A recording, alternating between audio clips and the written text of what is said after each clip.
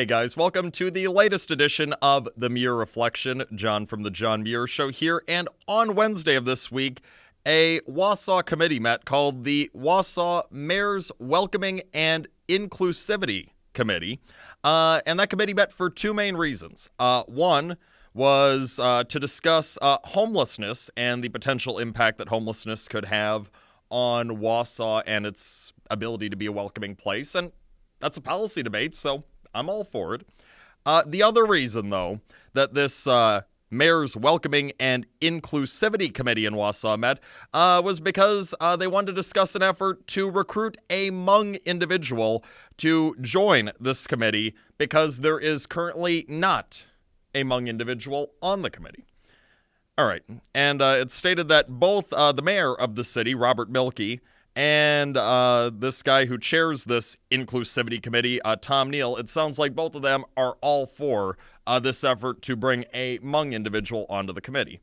Now, first of all, there should be no inclusivity committee in the city of Wausau or in any other municipality or at any level of government. There's absolutely no need for this when it comes to the functionality of a city. A city, a town, a village, they can function just fine without an inclusivity committee. So this is just a total waste of time and tax dollars by even having this committee, which is totally non-essential in the first place. You need things like a city council. You need a public works committee. You need a public safety committee. You do not need an inclusivity committee. So they should get rid of the committee right away in the first place. But since that's not going to happen, all right, if this committee is going to be around, they should not care who is on this committee. You do not need to have someone on a government body who looks exactly like you for you to be properly represented. See, it is not about, when it comes to government and the makeup of government bodies, it is not about any immutable characteristics. It doesn't matter if we're talking about men or women serving on these committees. It doesn't matter if the people serving on the committee are white, black, brown, red, or yellow. None of that matters.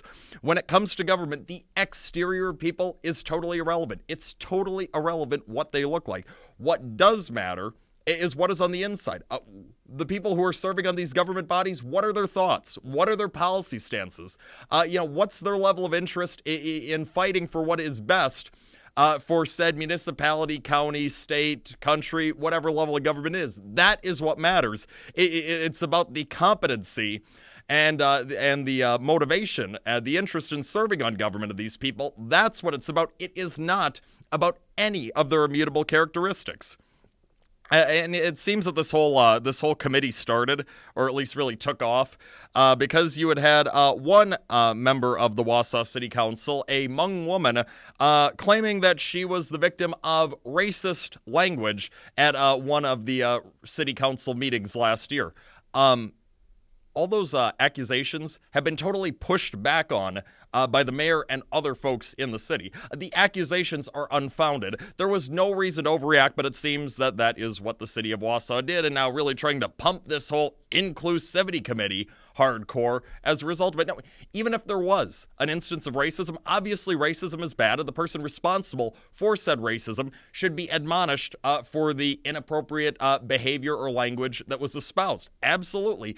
But it should be dealt with on an individual case. It should only be dealt with in relation to the offending individual or individuals. This should not be viewed as some sort of a citywide problem, like, oh my gosh, there's systemic racism. It's running rampant through Wausau. No, there is not. This is not an inherently racist country, and Wausau is not an inherently racist city.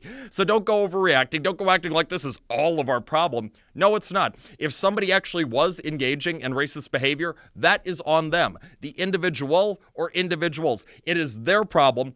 They're the ones who should have to own up to it. They're the ones that should have to deal with the repercussions, not the community at large. It would be really nice if all the folks throughout the United States of America who don't understand that simple concept started to understand that simple concept, because it would be doing a hell of a lot to make us a better country and to bring us all together. So hopefully, for those who still have not made that recognition, they make that recognition sometime soon. That's all the time that we have for today and for this week. John Muir Show back on Monday, 8:40 a.m. on WTAQ, 9 a.m. WSAU and WHBL. Till next time, I'm out.